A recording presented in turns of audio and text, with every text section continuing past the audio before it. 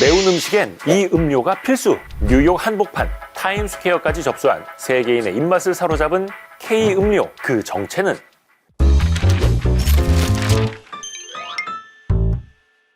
(1989년이었어요) 홍콩 배우 주윤발 씨가 나온 그 전설의 음료 광고 혹시 기억하시나요? 사랑해요. 밀키스. 당시에는 저도 나이가 한 10살도 안 될 때였었는데 너무 어려서 잘 기억은 안 납니다만, 주윤발이 우리나라 광고에 나온다, 이 사실 하나만으로도 엄청나게 화제가 됐던 그 광고입니다. 그때는 그 음료수보다 모델이 사실 더 주목을 받았었는데요. 그런데 수십 년이 지난 지금 그 밀키스가 그 자체로 또 세계 무대의 주인공이 되고 있습니다. 저는 이대호고요. 오늘은 대한민국 대표 음료수로 거듭난 K 밀키스를 얘기해 보려고 합니다. 우선 올해 상반기 우리나라 음료 수출액이요, 사상 최대치를 기록했습니다. 올해 1월에서 6월까지 음료 수출액이요, 총 4억 981만 달러. 지난해 같은 기간보다 3.9% 증가했는데요. 이게 21년도와 비교하면 27% 가까이 증가한 수치입니다. 그런데 더 중요한 건요, 이 수출 증가세를 이끄는 대표 주자가 바로 밀키스라는 거죠. 밀키스는요, 지난 2023년 제로 버전을 출시했고요, 또 수출국을 확대하면서 출시 34년 만에 연매출 1,000억 원을 넘겼는데요. 작년 해외 매출 약 500억 원, 또 올해 1월에서 8월까지의 누적 매출은 전년 대비 11%나 증가했다고 합니다. 이제 밀키스는요, 그 오리지널하고 제로를 포함해서 딸기, 포도, 바나나, 멜론 등등 다양한 맛으로 50여 개국에 수출이 되고 있거든요. 미국이랑 러시아 같은 주요 시장에서는요, 연간 1,000만 캔 이상이 팔리고 있고요. 성장세도 무섭습니다. 특히 동남아시아에서는요, 무려 90% 가까운 폭발적인 성장률을 보이고 있습니다. 2020년부터 지난해까지요, 이 밀키스의 수출액이 연평균 20%씩 증가했다는 점을 보면요, 이게 단순한 반짝 흥행은 절대 아닌 것 같습니다. 밀키스가요, 해외 시장에서 큰 성과를 거둔 나라 중에 하나가 러시아인데요. 본격적으로 인기를 끌기 시작한 건 1992년 한러 수교 이후였다고 합니다. 당시 부산항에 자주 드나들던 러시아 수입상들이요, 주윤발 광고로 이름을 알린 밀키스를 들여가면서 입소문이 쫙 퍼진 거죠. 그렇게 해서 밀키스는요, 1993년부터 본격적인 수출이 시작됐고요, 러시아 극동 지역을 중심으로 퍼져나갔는데요. 우유가 들어간 부드럽고 건강한 이미지, 이게 추운 지방 사람들의 취향하고 딱 맞아떨어졌답니다.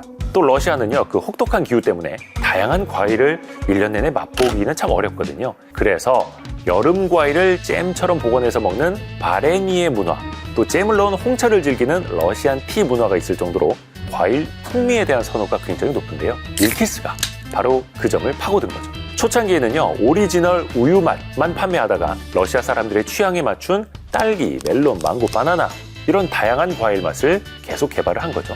그리고 이 전략이 제대로 적중했습니다. 그렇게 지금은요, 이 밀키스 수출의 절반 이상을 러시아가 차지하고 있고요, 가장 중요한 시장이 된 건데요. 실제로 러시아 탄산음료 시장에서 이 밀키스가 독보적인 1위라고 합니다. 또 최근에는 러시아에서 이 밀키스의 패키지 디자인이랑 그 제품명을 흉내내고 가격은 20-30% 정도 싸게 파는 유사품까지 등장했다고 합니다. 물론 그 대응책이 필요하긴 하겠습니다만, 업계에서는요, 모방품이 나온다는 건 그만큼 시장에서 인정받고 있다는 증거다, 이런 말도 나오고 있습니다.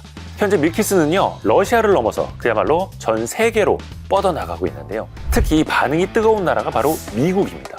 원래는 한국이나 아시안 마트 중심으로 팔리면서 교민들이나 아시아계 소비자들이 즐겨 마시는 달달하고 부드러운 탄산음료 정도, 이렇게 알려져 있었는데요. 최근에는 분위기가 확 달라졌습니다. 코스트코 같은 대형 유통망의 입점이 늘면서요, 이제는 미국 사람들한테도 인지도가 확 올라가고 있습니다. 실제로 이 밀키스의 미국 매출이요, 21년도부터 지난해까지 연평균 30% 정도 성장하고 있을 정도로 폭발적인 증가세를 보이고 있는데요. 밀키스가요, 미국에서 밀고 있는 전략은 바로 이겁니다. 스파이시 미츠 스무스.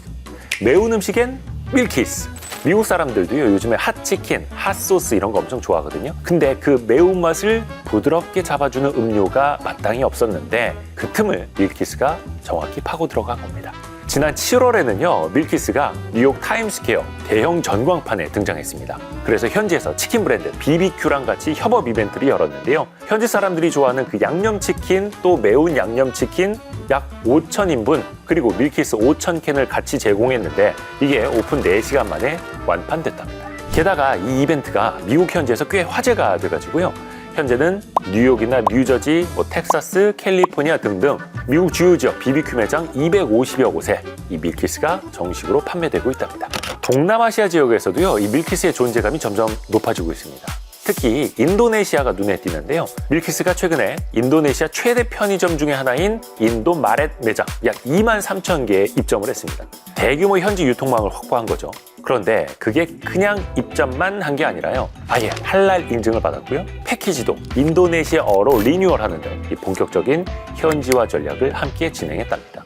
그 결과 올해 7월까지 인도네시아의 이 밀키스 수출액이 전년 대비 318% 폭증했고요. 흥미로운 건 최근 들어서 이 밀키스가 또 유럽에서도 반응을 얻기 시작했다는 겁니다.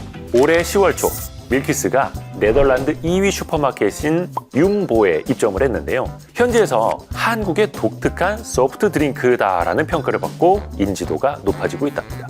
게다가 이미 지난해 1위 슈퍼마켓인 알버트 하인에도 먼저 들어가 있었는데요. 결과적으로 이 밀키스가요, 네덜란드 양대 슈퍼마켓을 모두 뚫은 셈입니다.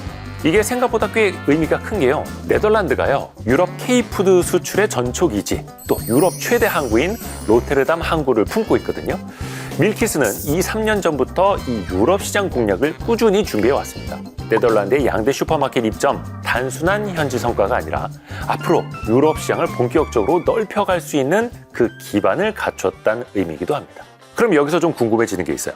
외국 사람들은 왜 이렇게 밀키스에 열광하는 걸까? 밀키스가요, 해외에서 주목받는 가장 큰 이유를 보면 아무래도 희소성 때문이라는 분석이 먼저 나옵니다. 전 세계 탄산음료 시장, 아시다시피 콜라, 사이다, 아니면 에너지 드링크 이런 중심이잖아요.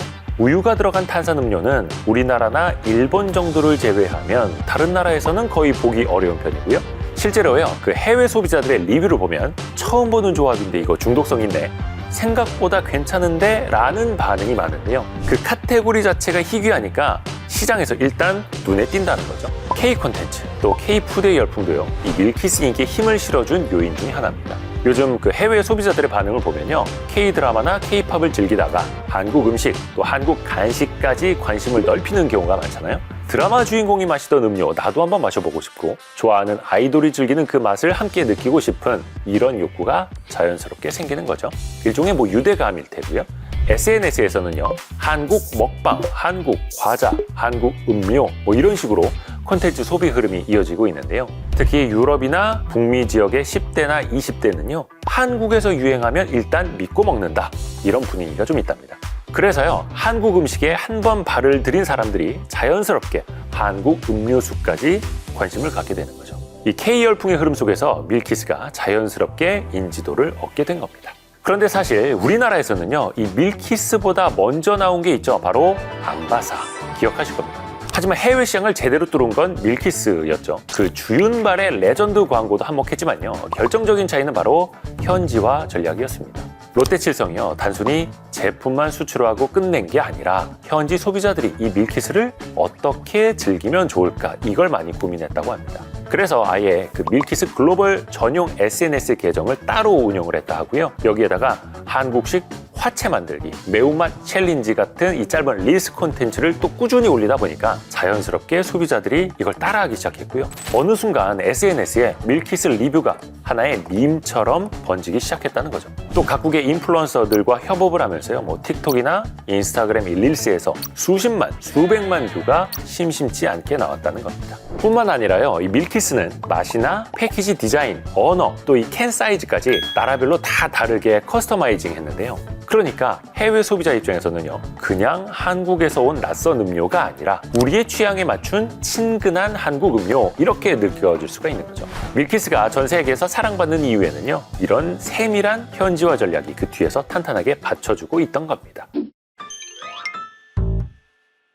이제는 K-팝, K-드라마를 넘어서 K-음료까지 글로벌 시장에서 확실한 존재감을 보이고 있는데요. 앞으로요, 이 밀키스가 어떤 나라의 국민 음료가 또 될 수 있을지, 그 뒤를 이을 K 음료의 주인공은 또 누가 나올지 함께 지켜보면 좋을 것 같습니다.